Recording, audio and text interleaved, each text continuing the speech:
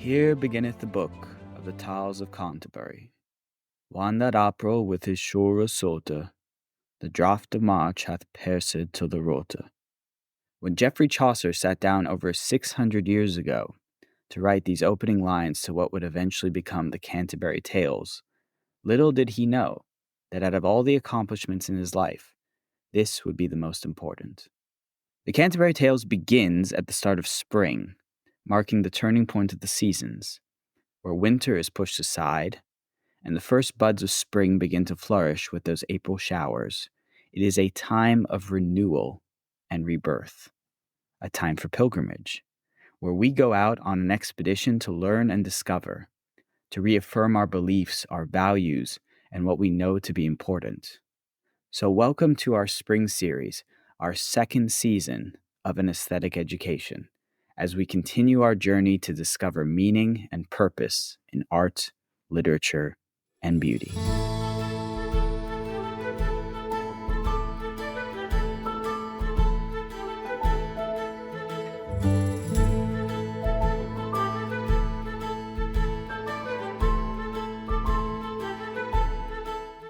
At the heart of the Canterbury Tales lies this notion of renewal. It comes, of course, in the form of the pilgrimage to Canterbury, a spiritual journey of upliftment to visit the shrine of St. Thomas Becket. There is an aspect of pilgrimage in cultures all around the world, whether it is visiting shrines or religious sites or places that hold historical or personal memories. We go on a pilgrimage not because it's a vacation and not because the journey is easy. We go in order to find something in the world and within ourselves.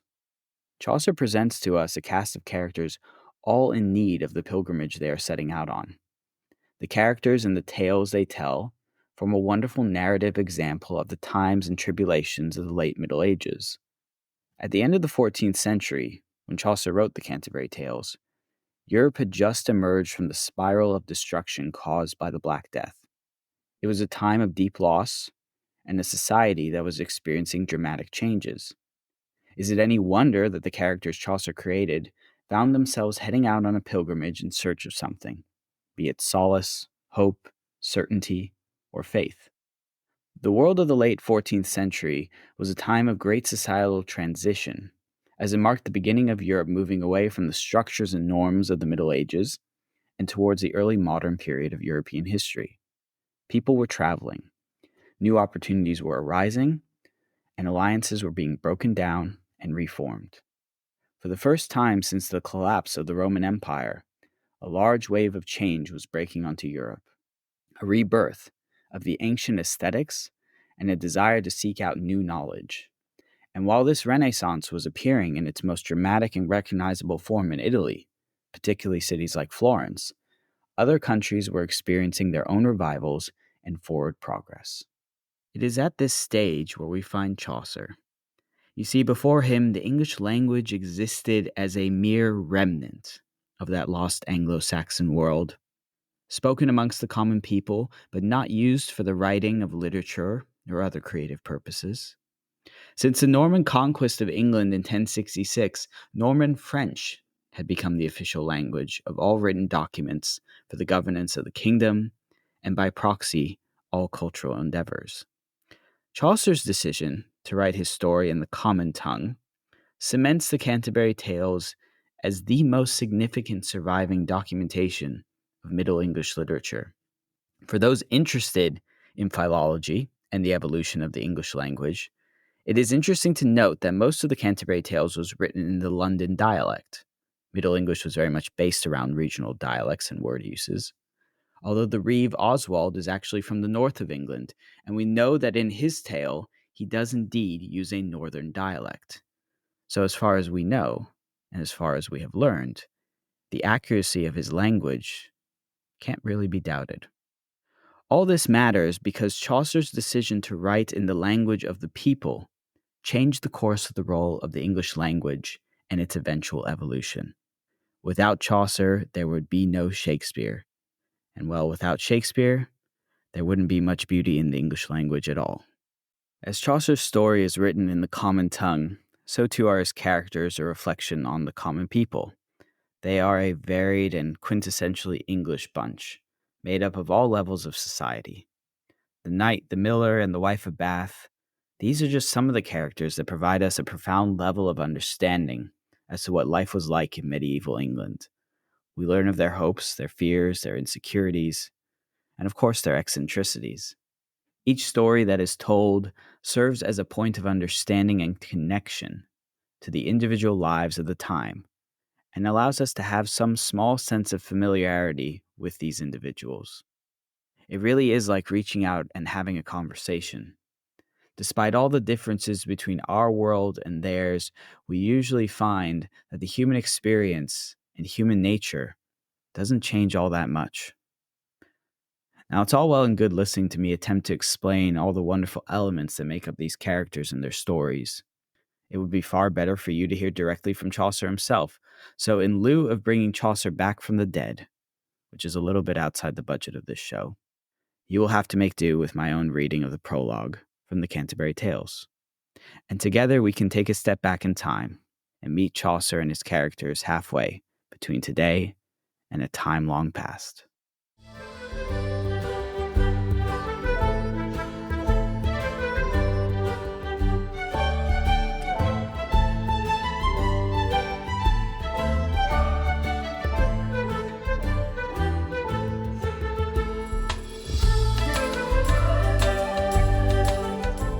Our reading of the Canterbury Tales comes from the wonderful translation from Middle English into Modern English by Peter Ackroyd. If you are looking for an easily accessible and riotously funny translation of these wonderful stories, I would highly recommend this edition. The General Prologue. Here beginneth the book of the Tales of Canterbury. When the soft sweet showers of April reach the roots of all things, refreshing the parched earth, nourishing every sapling and every seedling, then humankind rises up in joy and expectation. The west wind blows away the stench of the city, and the crops flourish in the fields beyond the walls. After the waste of winter, it is delightful to hear birdsong once more in the streets. The trees themselves are bathed in song. It is a time of renewal, of general restoration. The sun has passed midway through the sign of the ram, a good time for the sinews and the heart. This is the best season of the year for travelers. That is why good folk then long to go on pilgrimage. They journey to strange shores and cities, seeking solace among the shrines of the saints. Here in England, many make their way to Canterbury, and to the tomb of the holy blissful martyr Thomas. They come from every shire to find a cure for infirmity and care. It so happened that in April I was lodging at Southwark. I was staying at the Tabard Inn, ready to take the way to Canterbury and to venerate the saints. There arrived one evening at the inn 29 other travelers, and much to my delight, I discovered that they were all Canterbury pilgrims. They came from various places and from various walks of life, but they all had the same destination. The inn was spacious and comfortable enough to accommodate us all, and we were soon at ease with one another. We shared some ale and wine and agreed among ourselves that we would ride together. It would be a diversion, a merry journey made in good fellowship before the sun had gone down, and we had determined to meet at dawn on the following day to make our way along the Pilgrim's Road. Before we begin our travels, however, I want to introduce you to the men and women who made up our company. If I describe their rank and their appearance, you may also acquire some inkling of their character. Dress and degree can be tokens of inward worth. I will begin with the knight. The knight, as you might expect, was a man of substance and of valor. From the start of his career as a warrior, he'd fought for truth and honor, for freedom and for dignity. He proved himself in warfare in many lands. He'd ridden through the territories of the Christians and the countries of the infidel, and had been universally praised for his military virtues. He'd been present when Alexandria was won from the Turks. He had taken the palm of valor from all the knights of Prussia. He had mounted expeditions in Russia and Lithuania. He proved himself in Granada and Morocco and Turkey. Where had he not traveled, and where had he not been victorious? He'd fought 15 battles and taken part in 3 tournaments. These exploits were not for love of glory, however, but for love of Christ. Piety guided his sword. He considered himself no more than an instrument for God. That is why he was, despite his reputation for bravery, modest and prudent. In appearance he was meek as any maid, and no oath or indecency ever passed his lips. He was never insolent or condescending. He was the very flower of chivalry in this springtime of the year. He was a true and noble knight. Do you see him in front of you? He did not wear the robes of office, but a tunic of coarse cloth that would have better suited a monk than a soldier. It was discolored, too, by the rust from his coat of mail. He had a good horse, but it was not festooned with bells or expensive cloths. It was the horse of a pilgrim. He told me that he had come from an expedition in order once more to pledge his faith. He asked me about myself then. Where had I come from? Where had I been? But I quickly turned the conversation to another course. He was traveling with his son, a young squire, a lusty and lively young man who also aspired to knighthood. He was of moderate height, but he was strong and agile. It is said that the hair is a token of vitality. The more virile a man is, the more hair he will have. His was knit in tight blonde curls that flowed down his neck and across his shoulders. He was about 20 years of age and had already taken part in cavalry expeditions in northern France.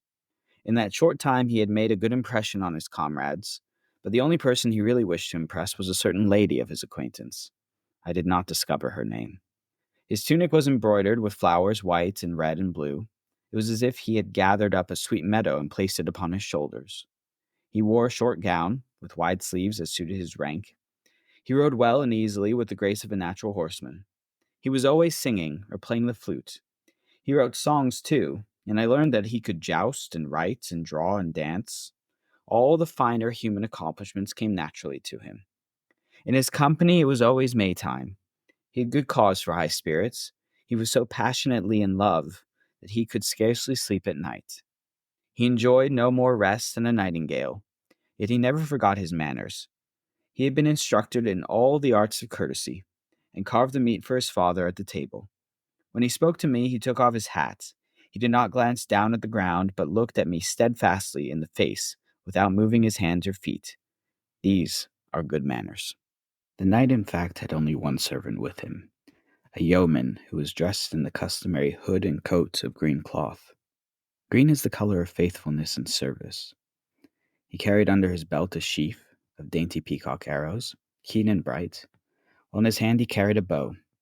He knew how to take good care of his equipment, because the feathers were upright and the arrows flew to their target. His hair was closely cropped, and his visage was as brown as a smoked ham. On his arm he wore a glittering arm guard, and by his right side hung a sword and a small shield. On his left side was a dagger in its sheath, its handle richly ornamented and its blade exceedingly sharp. This was a young man ready for combat. Yet he had a silver badge of St. Christopher, the saint of travelers, as well as archers, shining on his tunic. I guessed that this yeoman, when not dressed for battle, worked as a forester on the knight's estates. He had a horn hanging at his hip from a broad belt of green. I've often seen such a horn, I told him, in the woods and forests. Yes, he said, it rouses the buck. Then he rode on. He was not a chatterer. The prioress, of course, rode before him. She was an exemplary nun who put on no airs of excessive piety. She was amiable and modest, and in the course of our pilgrimage she occasionally invoked the name of Saint Eligius, since he is the patron saint of horses and of smiths. She must have been wishing for good speed and a comfortable journey. I should have asked her. Her name was Madame Eglantine, and she was as fragrant as any sweetbriar or honeysuckle. She sang the divine service with perfect pitch, and intoned the sacred verses in a deft and sonorous manner. She spoke French elegantly enough, although her accent was closer to Beau than to Paris. What does it matter if we do not speak the exact language of the French? They are no longer our masters. English is even spoken in the Parliament House now. The table manners of the prioress were of the best. She never let any meat fall from her lips, and she did not dip her hands too deeply into the sauce. Not a drop of it fell upon what I must call, if she will forgive me, her breasts. She wiped her lips so carefully that not one smudge of grease was to be found on the rim of her cup after she had drunk from it, and she was careful never to grab at the food on the table. She knew that the manners of the table reflect the manner of a life. She deported herself very well, in other words, and was amiable and pleasant in all of her dealings. She tried very hard to imitate courtly manners and remained very dignified on all occasions. She deemed herself to be worthy of respect, and as a result, came to deserve it. Of her sensibility there can be no doubt. She was so compassionate. as she wept whenever she saw a mouse caught in a trap. Even the sight of its blood made her lament.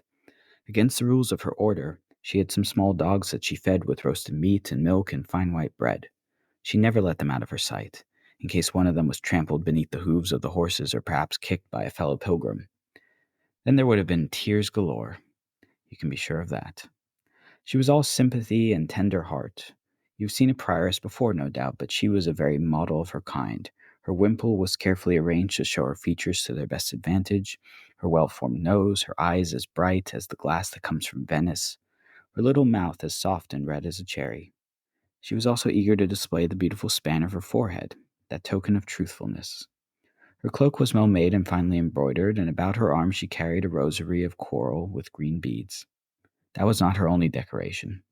She sported a bracelet of gold that was surmounted by the letter A, and then beneath the legend, Amor vincit omnia, love conquers everything. I presume that she was referring to divine love. I did not ask her about that either. In fact, she seemed a little cautious of me, and I would sometimes catch her staring at me with a perplexed expression. Riding beside her was a nun who performed the duties of a chaplain, together with 3 priests, about whom I could gather very little information. They were just priests. And then there was a monk, and a handsome one at that. He was one of those monks who do much business outside the monastery, arranging sales and contracts with the lay people, and he had acquired lay tastes. He loved hunting, for example. He prided himself on being strong and firm of purpose. He would make a very good abbot. He had a stable of good horses as brown as autumn berries, and when he rode, you could hear his bridle jingling as loudly as the bell calling his fellows to chapel. He was supposed to follow the rule of St. Benedict in the small monastery over which he had authority, but he found the precepts antiquated and altogether too strict. He preferred to follow the modern fashions of good living and good drinking. He loved a fat swan on his table. He paid no heed to the injunction that huntsmen can never be holy men, and scorned the old saying that a monk without rules is like a fish without water. Who needs water in any case, when there is ale and wine? Why should he study in the book room off the cloister and make his head spin with words and texts? Why should he labor and work with his own hands, as St. Augustine ordained? What good is that to the world?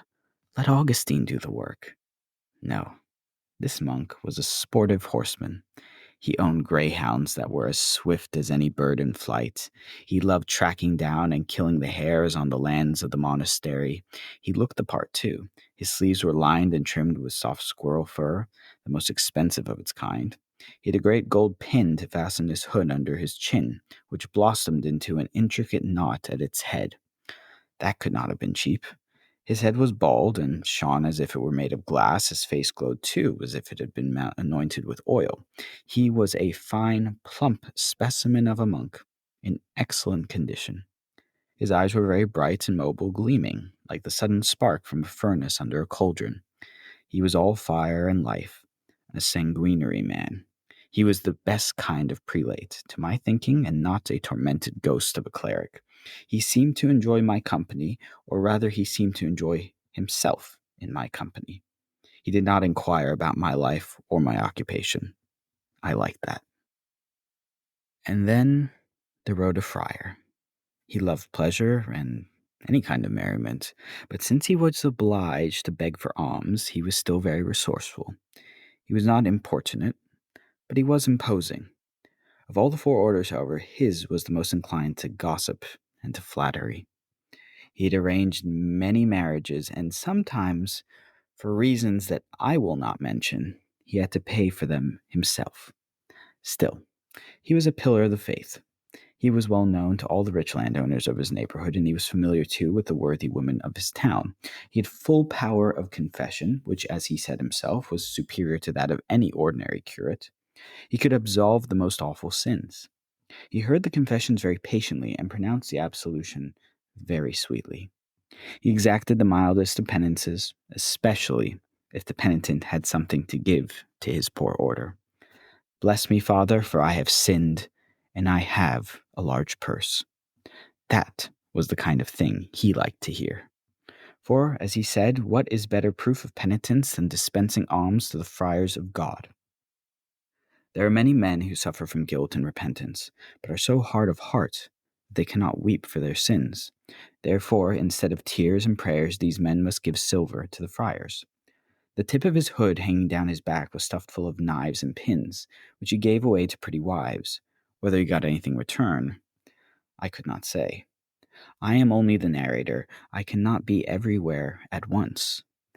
I can say that the friar had a very pleasant voice. He could sing well, and play on the gittern or lute. There was no one to beat him with a ballad. I heard him sing Grimalkin our cat. He was excellent. And when he played the harp and sang an accompaniment, his eyes shone like the stars on a clear, crisp night of frost. He had skin as white as a lily, but he was not lily-livered. He was as strong as a champion at the Shrovetide Games. He knew the taverns in every town, as well as every landlord and barmaid.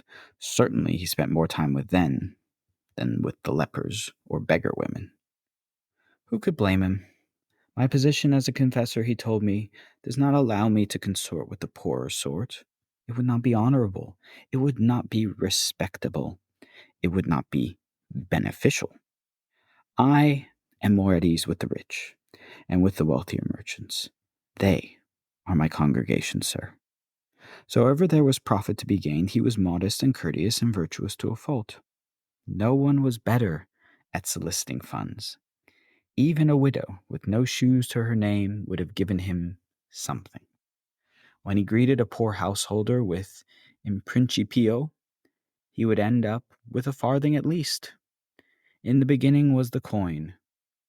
His total income was higher than his projected income. I will say no more. He could frolic like a puppy, and on love days when conflicts are resolved, he was always on hand to reconcile opposing parties. On those occasions, he did not behave like a cloistered cleric wearing threadbare gown like some poor scholar, but rather like a master or a pope. His cloak was made of expensive cloth, and it encircled him as round as a bell just out of the mold. He affected a slight lisp, so that his enunciation seemed all the sweeter. So as he said to me on the first evening, God keep you in Heathcare. Oh, one thing I forgot. This worthy friar was called. Among our merry company was a merchant, with a forked beard. He was dressed in an outfit of many colors, just like the players in the Mysteries, and rode on a high saddle from which he looked down at me. He wore a Flemish hat of beaver in the latest style and a pair of elegant as well as expensive boots. When he expressed an opinion, he did so carefully and solemnly. He was always trying to weigh the likely profit to be gained from it. He commented, for example, that the sea between Holland and England should be defended at all costs. He was good at exchange dealings, as you would expect, and in fact this worthy gentleman was canny in every respect. He was so dignified in his business, in his buyings and in his sellings, in his barterings and in his tradings, that no one would ever know if he was in debt or not. What a notable man! Funnily enough, I did not discover his name. I never bothered to ask him. A clerk was there from Oxford University. He was what you and I would describe as a scholar. He'd studied logic for a long time, without progressing any further. He sat upon a withered horse that was almost as thin as its rider, and he was grave and gaunt and hollow-cheeked. He'd obtained no benefices, and he was too unworldly to seek for any profitable post. As a result, his coat was as threadbare as his purse. He would rather have at his bedside 20 books of Aristotle bound in red or black leather than any amount of rich clothes or expensive musical instruments. He was a philosopher, but he had not yet found the philosopher's stone. There was precious little gold in his coffers. Any money he could beg or borrow from his friends was immediately spent upon books and learning. He was a bookworm. He went down on his knees to pray for those who paid for his education, which was not cheap, and he took the demands of scholarship very seriously indeed. He never talked more than was strictly necessary, and when he did speak, it was in careful and measured tones. He was brief and to the point, but full of elevated sentiment. He loved to discourse on problems of moral virtue. Like the lawyers, he would begin, "Put the case that." But he learned from those debates too, just as much as he contributed to them.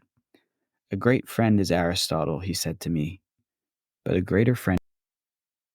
There was with us a sergeant of the law, as wise and as prudent as any in that exalted position. He consulted with his clients in the porch of St. Paul's Cathedral. where he had acquired a reputation for judiciousness and discretion. No one was more revered than he. I'm only reporting what I heard, of course, but I do know that he often sat as a justice in the court of assize that traveled around the country. He was appointed by the king, and in the letters patent he was granted full jurisdiction. He received an annual income as well as private fees for his exertions. His wealth allowed him to buy up land, and of course he purchased it on the principle of absolute possession, or fee simple. That is the lawyer's jargon. There was no one busier than this man of law, although in truth he seemed to be busier than he was. He was all bustle and hustle. He possessed all the year's books in legal French so that he could consult cases from the time of William the Conqueror. By careful study of the precedents, he was expert at drawing up the appropriate writs for each case. If he made any mistake, then the prosecution would be deemed to be void. He never made mistakes. He knew all the abridgments and statutes and registers of writs. How did he look? He looked the part, of course, as all men must. He wore a mantle of green cloth furred with black lamb and embroidered with stripes of mulberry and blue. He wore a round cap of white silk upon his head. He was dressed in the robes of authority. There is no more to say. A franklin was in our company, a landowner free but not noble. The beard of this freeholder was as white as a daisy, and he was of red-cheeked sanguinary humor. That is to say, he was vigorous and cheerful. It was his custom in the morning to dip pieces of white bread into red wine. It may have been a tribute to his complexion. He was a true son of Epicurus, and thought no life more worthwhile than that of ease and pure delight. He held the opinion that sensual pleasure was the goal of every reasonable man. It was the secret of happiness itself. He was a lavish host in his neighborhood, and worshipped at the shrine of St. Julian, the patron saint of hospitality. His bread and his ale were always of the finest quality. He had a well-stocked wine cellar, too. There was no shortage of roast meat at his table. There were baked pheasants and geese and wild fowl and pullets and pork. There was fish served in green sauce, partridges roasted in ginger, peacocks with pepper sauce, lobster in vinegar, fried eels in sugar, and mackerel in mint sauce. The meals changed with the seasons, but they were always plentiful. The whole house snowed meat and drink. He even had a pen for his birds and a pond for his fish, so the food was always fresh and always renewed. He would berate his cook if the sauces were not piquant and sharp, and if the utensils, the flesh hooks, the skimmers and skillets, the ladles and pestles were not prepared. His table was always covered in the hall, ready for use. But he was not just a man of appetite. He presided at the sessions of the local court and on many occasions represented the shire in the Parliament House. He had been a sheriff and a county auditor. Upon his girdle there hung a dagger and a silk purse as white as morning milk. There had never been such a worthy freeholder. I told him so, and he laughed. "Well, sir," he said, "I walk in the open way." There were some worthy citizens among our company. I saw a haberdasher, a carpenter, a weaver, a dyer, and a maker of tapestries, all in the livery of their parish fraternity. They were good guild folk, with their robes freshly turned out. Their knives were made of silver, not of brass, while their belts and purses were of the best manufacture. These were the citizens you would see in the guild hall, sitting at the high table, greeting each other with Godspeed and God give you grace. Any one of them could have been an alderman. Any one of them had the income and the property to attain civic office. Their wives would have agreed on that point too, and would have blamed them if they failed to take advantage of the situation. These worthy women liked to be called Madam. They enjoyed leading the processions to the parish church on festal days, bearing themselves with all the dignity of royalty. These worthy citizens had hired a cook for the journey. I tasted one of his meals, a pudding of chicken, marrow bones, milk, hard-boiled eggs, ginger, and other spices that he kept secret. It was delicious. He knew all about London beer, too, and he could roast or broil or fry or simmer with the best of them. He could prepare a stew and bake a pie with the same alacrity. There was just one problem. He had a large ulcer on his lower leg, which wept and was very unsightly. Still, his chicken mousse was perfect. You can't have everything, I suppose. There was a shipman with us, hailing from the West Country. I imagine that he came from Devon, judging by his accent, but I cannot be sure. He rode upon a cart horse as best he could, not being used to land transport, and he wore a robe of coarse woolen cloth, not being used to land fashion. He had a dagger hanging from a cord around his neck as if he were about to encounter pirates. The hot summers at sea had weathered him, but he was a good enough fellow. He tapped many barrels of fine Bordeaux wine when the merchant was not looking, and had no scruples about it. A ship's cargo is not sacrosanct.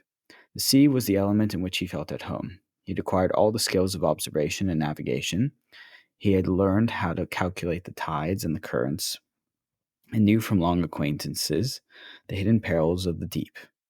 No one from Hull to Carthage knew more about natural harbors and anchorages. He could fix the position of the moon and the stars without the aid of an astrolabe. He knew all the havens from Gotland to Cape Finisterre and every creek in Brittany and Spain. He told me of his voyages as far north as Iceland and of his journeys to the Venetian colonies of Crete and of Corfu. He called his bed his berth, and his companions were his mates. His beard had been shaken by many tempests, but he was a sturdy and courageous man. What is the broadest water, he once asked me, and the least danger to walk over? I have no notion. The Dew. His boat, by the way, was called the Magdalene. There was a doctor of physic also with us. No one on earth could have spoken more eloquently about medicine and surgery. He exemplified the old saying that a good physician is half an astronomer, and he could identify all the influence of the stars. He told me, for example, that Aries governs the head and all its contents. When the moon was in Aries, he felt he was able to operate upon the cheek or forehead. Taurus is a sign for neck and throat. Now the bullocks, or testicles, or cod or yard, apparently lie in Scorpio. This was news to me. I thought that they lay in my mistress, but enough of that. I do not choose to display myself on these matters. Now this doctor knew the cause of every malady engendered in the bodily fluids. Some are hot and some are cold, some are moist and some are dry. But alas, all things are mixed and mingled beneath the moon. And then he discoursed upon the humours. You, he said to me, are melancholious, and a portion phlegmaticus. I did not know whether to be alarmed or relieved. He was in any event an excellent physician. As soon as he knew the root and cause of any ailment, he could apply the appropriate remedy. He had his own chosen apothecaries to send him drugs and other medicines, from which both he and they made a great deal of money. The dung of doves was an excellent cure for sore feet. And what was his remedy for convulsions? Sage well mixed with the excrements of a sparrow, of a child, and of a dog that eats only bones. He was, in fact, better versed in Galen than in the Bible, but he practiced what he preached. He led a very temperate life and had a very moderate diet. He told me that milk was good for melancholy, for example, and that green ginger quickened the memory. He wore the furred hood and robe of his profession. The robe, lined with silk, had the vertical red and purple stripes that proclaimed the man of physic. Yet despite the appearances, he was not a big spender. He saved most of what he earned from his practice. The good doctor loved gold. Gold is the sovereign remedy, after all. It is the very best of medicines. Among our company was a good wife of Bath. She had such skill in making cloth that she easily surpassed the weavers of Ypres and of Ghent. It was a pity that she was a little deaf. She was also perhaps a little proud. Woe betide any woman in the parish who went up to the offertory rail with charitable alms before she did. She became so angry that all thoughts of charity were instantly forgotten. The linen scarf she wore about her head on her way to Sunday Mass were of very fine textures. I dare say that some of them weighed at least 10 pounds. Her stockings were of a vivid red and tightly laced. Her leather shoes were supple and of the newest cut. Her face was red too, and she had a very bold look. No wonder. She had been married in church 5 times. But in her youth she had enjoyed any number of liaisons. There is no need to mention them now. She was and is a respectable woman. Everyone says so. She had made the pilgrimage to Jerusalem 3 times after all, and had crossed many foreign seas in pursuit of her devotion. She had traveled to Rome and to Boulogne.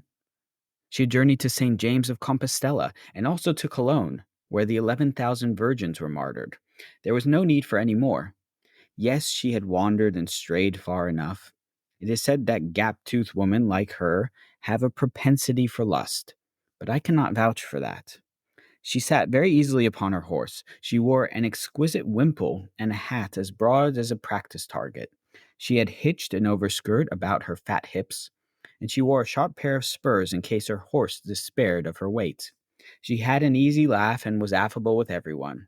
She seemed to take a liking to me in particular, and was very fond of discussing stories of lost love and forlorn lovers.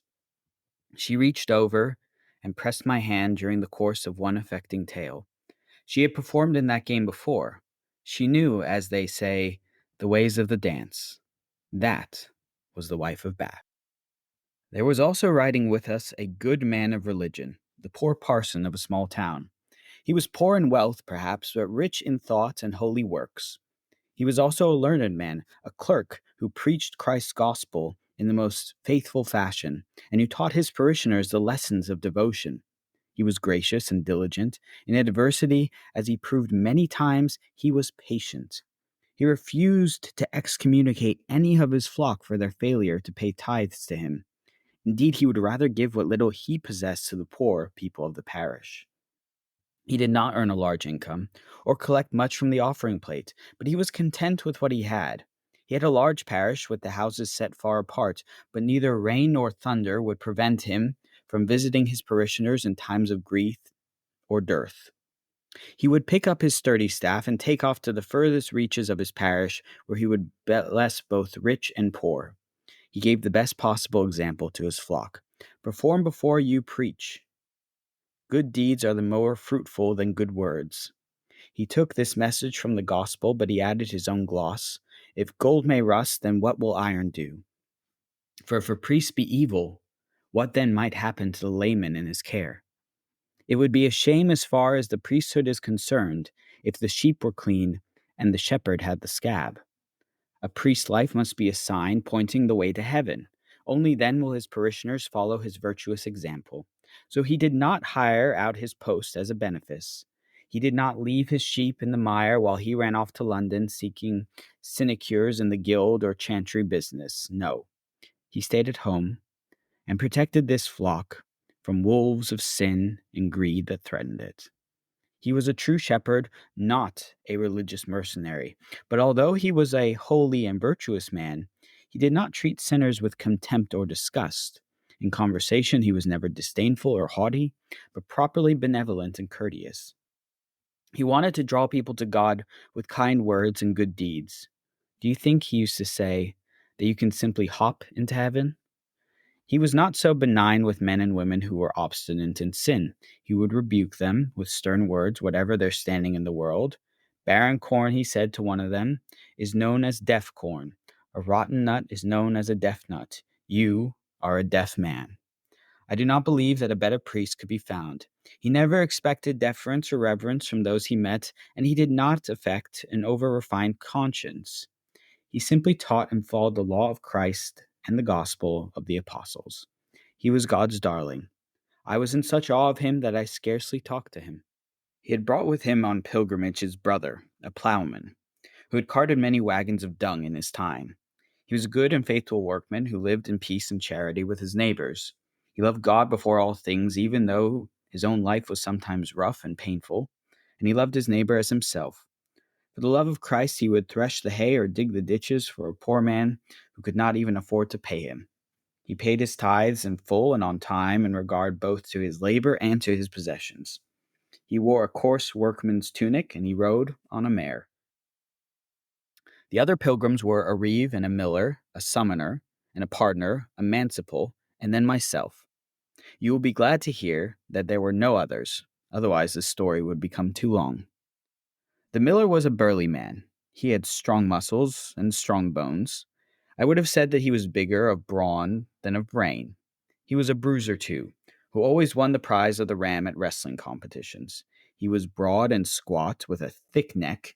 He could knock any door off its hinges, and would no doubt have excelled at that game the London apprentices play, known as breaking doors with our heads. His beard was as red as a sow's tit or a fox's tail.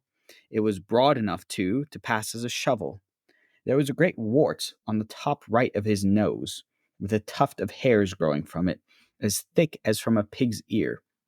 His nostrils were wide, like two great pits, and his mouth was as big as a cauldron. He carried a sword and a small shield by his side. He seemed to distrust or dislike me, and narrowed his eyes when he looked at me. This was a trifle disconcerting. In any case, I considered him to be a buffoon. He was always telling dirty stories about whores and other sinners. I trust that I will never be accused of that. He knew how to steal grain from the sacks and charge 3 times the amount he should. In truth, I do not think I have ever met an honest miller. He wore a white coat and a blue hood. He got out his bagpipes as we passed the boundary of the city and played a tune. There was on our pilgrimage a manciple, a business agent who worked for the Inner Temple. I had studied there for a short time, and we exchanged anecdotes about the wild apprentices of law. I soon discovered his acumen, however, in the buying of stores and provisions. He told me that cash or credit was good enough as long as the purchaser looked ahead and waited for the right moment. The blacksmith always strikes, he said to me, when the iron is hot. I thought this was an excellent saying. I must remember it. Is it not an example of God's grace that such an unlearned man should outpace the wisdom of all the learned pates in the inner temple? He had 30 masters above him, all of them skilled in matters of law. More than a dozen of them had the expertise to run the lands and rents of any lord in England, so that unless they were out of their wits, they could live honorably and without debt. They had the knowledge to administer a whole shire through any crisis or danger that might arise. But this was the funny thing. The unlearned manciple had always got the better of them. I will not say that he swindled them, but many things, as they say, went under the thumb. The reeve was a slender and choleric man. His beard was closely shaved, and his hair was shorn around his ears like that of a priest. His legs were so long and so lean that he resembled a staff. You could not see his calves. But he was an excellent estate manager. He kept the granaries full and the storage bins overflowing. No auditor could ever catch him out. He knew from the intervals of rain and drought how to calculate the harvest of seeds and grain. This reeve had complete control of the cattle and the sheep on his lord's estate, as well as the pigs, the horses, the livestock, and the poultry. I dare say that he even managed the worms. He had kept the accounts under the terms of his employment since the time his lord turned 20. He paid out promptly, too. He knew every trick used by the farm managers and every excuse offered by the herdsmen and the servants. They all feared him as they feared the plague. He had a pretty little house upon a heath overshadowed by green trees. In fact, he probably could have afforded to buy more property than his lord and master, for he had secretly amassed a lot of money. He had learned how to take his lord's possessions and then sell them back to him, so that he obtained both compliments and rewards equally. He could blear eyes better than any man in England. In his youth he had the sense to learn a good trade and had become apprenticed to a carpenter. Now he sat upon a sturdy horse. It was a dapple gray, and its name was Scott. He wore a long coat of dark blue cloth, which was hitched up upon a girdle. By his side he carried a rusty sword, but he had no need to fight anyone. He was at peace with the world. He came from Norfolk, he told me, near a town called Baldwell. I had never heard of it. He said that it was close to Norwich, but this did not enlighten me much. There's one other thing I forgot to mention. He was always the last rider in our little group. There was a summoner with us, unfortunately. He had the face of a fiery cherub, covered with pimples. He had swollen eyelids, adding to the unfortunate impression. He was as hot and lecherous as the proverbial London sparrow. His eyebrows were scabby, and the hair was falling out of his beard. You could understand why children were afraid of him. There was no medicine or ointment, no quicksilver or brimstone, no sulfur or cream of tartar, no white lead or borax that could remove those unsightly pustules. They were like oyster shells on his cheeks. His diet may have had something to do with it. He loved onions, garlic, and leeks, which are well known to nourish bitter humors. He drank the strongest red wine he could find, and in his cups he would talk and cry out as if he were mad. You were all janglers and clatterers, he said. He was looking at me at the time.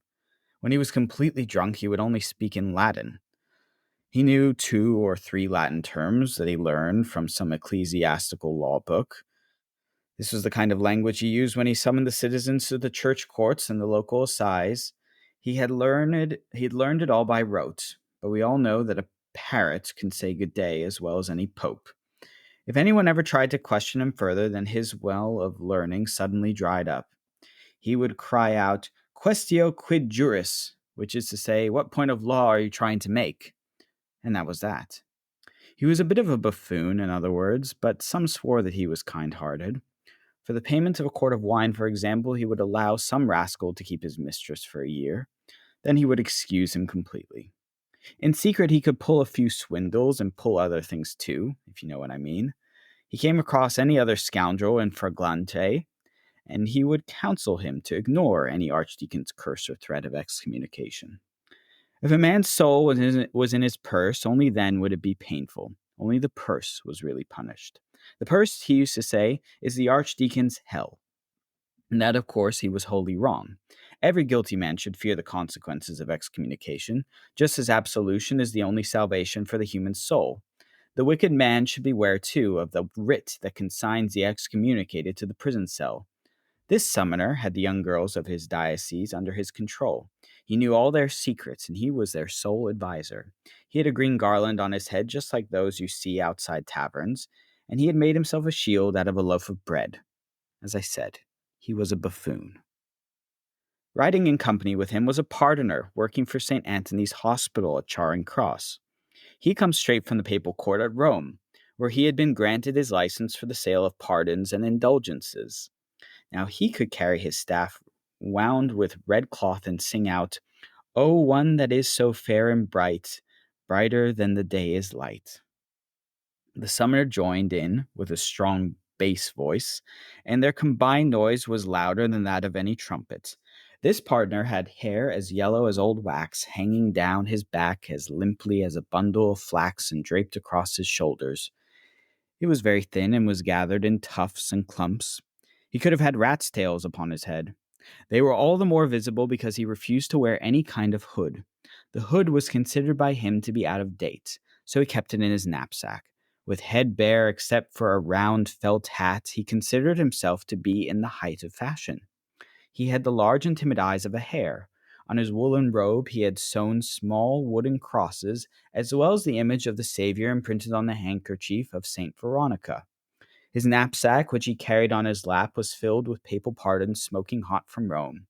"If any man full penitent come to me and pay for his sin," he said to me, "I will absolve him. If anyone gives 7 shillings to St. Anthony's, I will bestow upon him an indulgence of 700 years. I told him that I had scarcely enough money to pay my way. He had a high voice as high as that of a nanny goat. He had no beard at all, nor was he likely to grow one. His chin was as smooth as a girl's ass. He was either a eunuch or a homosexual, a nurret or a wiljik, as the common people put it. I did not wish to investigate further. Yet as partners go, he was effective enough. In his bag he had a pillowcase, which he told us was the veil of Our Lady. He had a piece of the sail from the boat of St. Peter. He had a brass crucifix set with pebbles, which he announced to be a precious ornament from Bruges. In a glass reliquary he carried pig's bones, which he claimed were relics of the holy saints. If they were dipped into any well, the water from that well would cure all diseases. So he said. They did work in another sense. Whenever he came upon a foolish person in the countryside, he would wheedle more money out of him than the priest himself earned in 2 whole months. So, with the feigning and flattery and trickery, he made fools of the priests and of the people. He had one virtue. It would be true to say that in church he was a notable performer. He was the very model of a modern ecclesiastic.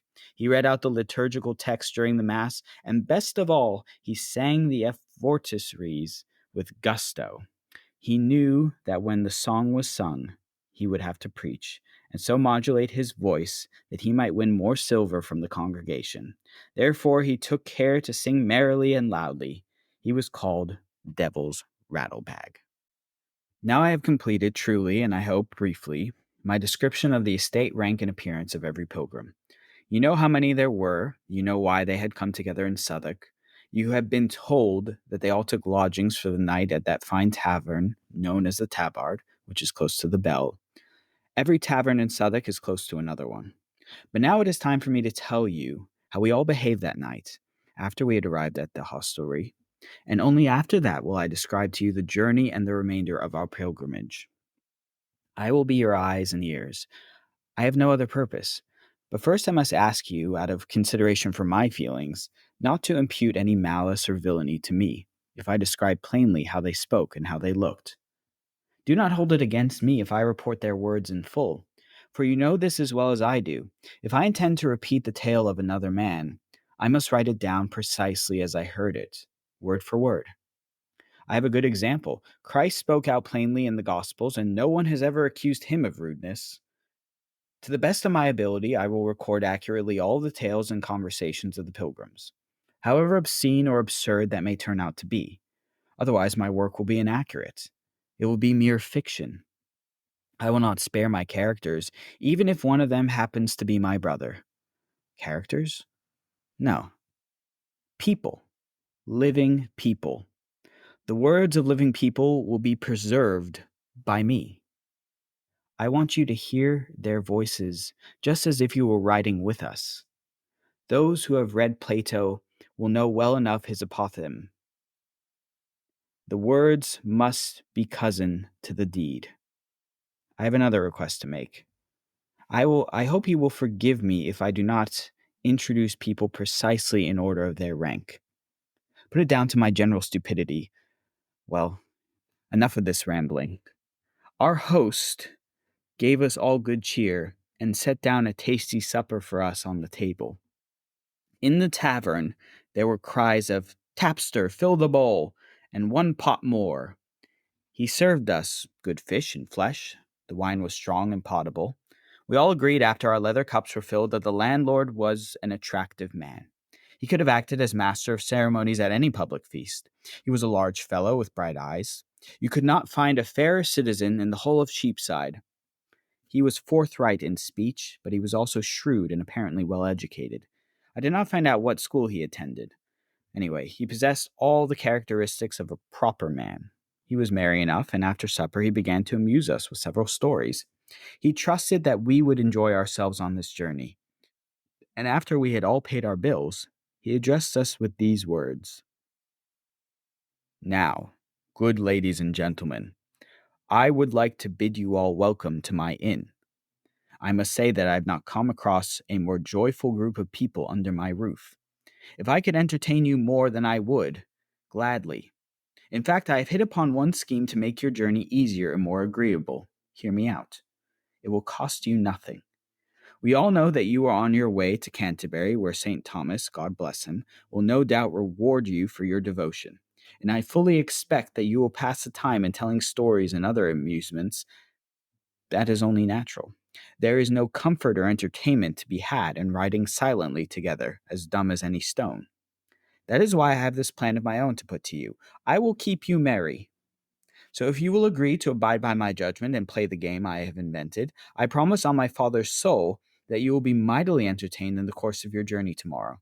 Please, without more ado, hold up your hands in assent to my proposal." It did not take long for us to decide. There was no point, in any case, in long deliberations. Without any real discussion, then, we all put up our hands in agreement with him. We had to ask, of course, what his actual plan was. "Well, gentle ladies and gentlemen," he replied, "I have a proposal. Take it in good spirit. Don't mock me. It is unusual, I admit, but it is not unprecedented." "Do tell us," the manciple said. "We are on tenterhooks until we hear you." "Well, to be brief, I suggest this. On our way to Canterbury, each of you will tell 2 stories. As every traveler knows, tales shorten journeys. Then on the way back to London, each pilgrim will tell 2 more. Tales of what kind?" The prioress was very demure. "Anything you like, madam. Tales of saints, tales of battles, and adventures from long ago. And here comes my other proposal. The pilgrim who tells the best story by common consent will be awarded a free supper paid for by the rest, here in the tabard on our return. What do you think?" "What do you mean by best?" the miller asked him. The miller had a menacing face. I expected trouble from him in the future. "It could be the most serious story. It could be the funniest. It could be the most pleasant. Let us see what happens. In fact, the idea is such a good one that I can't resist coming along myself. I will ride with you tomorrow morning. I will make the journey at my own cost, and I will also be your guide. None of you are familiar with the way. Anyone who challenges or disputes with me will have to pay a penalty. He or she will be responsible for all the costs incurred on our travels. Is that reasonable? Let me know now, then I can get ready for the Feast of Words." We agreed with his suggestion and swore an oath that we would all perform as promised. Then we asked him if he would become our governor as well as our guide. He was the one who could best judge the quality of the stories. But he could also be the arbitrator in less important matters like the price of our suppers. We would all be ruled by his decisions, so by acclamation we decided to follow our leader. Then the wine was brought out, and after a cup or two we went off to bed, without any prompting. We were cheerful, though, and tomorrow, as they say, was still untouched. Then the morrow came. At the first stirring of dawn, our host sprang out of his chamber and awakened us all. He called us together in the yard of the inn, and led us at a slow pace out of Southwark. After a mile or two, we reached the little brook known as St. Thomas a Watering, which is the boundary of the city liberties. He reined in his horse here and addressed us. "Ladies and gentlemen, or should I say, fellow pilgrims, I hope you will remember our agreement. I recall it vividly myself. I take it for granted that none of you have changed your minds. Is that not so? Good. Well, who do you think should tell the first story? We agreed that you would all be bound by my decision. Any man or woman who dissents will be obliged to pay all of our expenses. If I am mistaken, then I swear that I will never drink again. The best plan is to draw sticks before we go any further, and he that picks the shortest will begin." We got down from our horses and formed a circle. The host stood in the middle with a bundle of sticks in his hand. "Sir Knight," he said, "my lord and master, you will be the first to draw the lot." The knight stepped forward, gracefully accepting his authority, and took a stick. "Now, my lady prioress," the host said, "will it please you to come closer to me? And you, sir clerk, put aside any embarrassment. You do not need to be learned to draw a stick. As for the rest of you, take it in turns." And so we all chose our stick. Whether it was by destiny or by providence or just by chance, it turned out that the knight had chosen the shortest stick. We were all pleased with this piece of luck. It gave us more time to compose our own stories. The first must be the boldest. The knight would have to tell his tale. That was the agreement. In any case, he was not the kind of man to break a promise. So he said, "I have been chosen to begin the game. I welcome the challenge in God's name, as I welcome all noble challenges. Will it please you to ride forth and listen to my story?" So we mounted our horses and crossed the stream. It was called in those parts going over the water. Then the knight, with a steady and cheerful countenance, began to tell his tale. And this is what he said.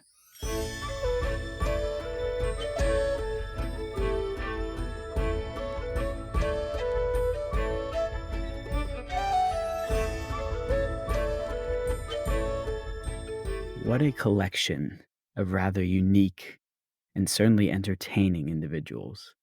It would have been a sight to see this group of 29 travelers walking together on the roads from London to Canterbury. But within the humor of the characters and their entertaining tales lies an insight into the heart of medieval society. We mentioned earlier in this episode that the burgeoning Renaissance that was beginning in Italy at this time was the first light to break onto Europe since the fall of the Roman Empire, the Dark Ages as it was so called, the point where the civilization that had governed the ancient world had collapsed, and a splintered time lacking nuance and development had occurred.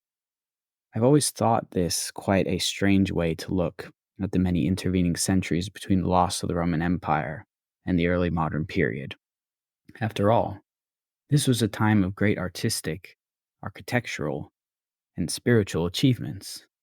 The grand cathedrals of Europe, the wonderful illuminated manuscripts, the works of the great artisans, all these wonderful creations were made in a world that was very harsh. Yet the harshness and difficulty did not preclude the creation of beauty. In fact, in many respects, it encouraged it. You see, the medieval world was a tough one. Life was short and often brutal. Disease, famine, war, all these things constantly happening. One could be forgiven for seeing life as being an exercise in futility. What was the point of it all? The miracle being the simple survival and propagation of our species. Every generation came, and every generation went. Yet the world that Chaucer paints us forms a very different picture of those times, one filled with people, real people, unique individuals with all the foibles and eccentricities that make them human.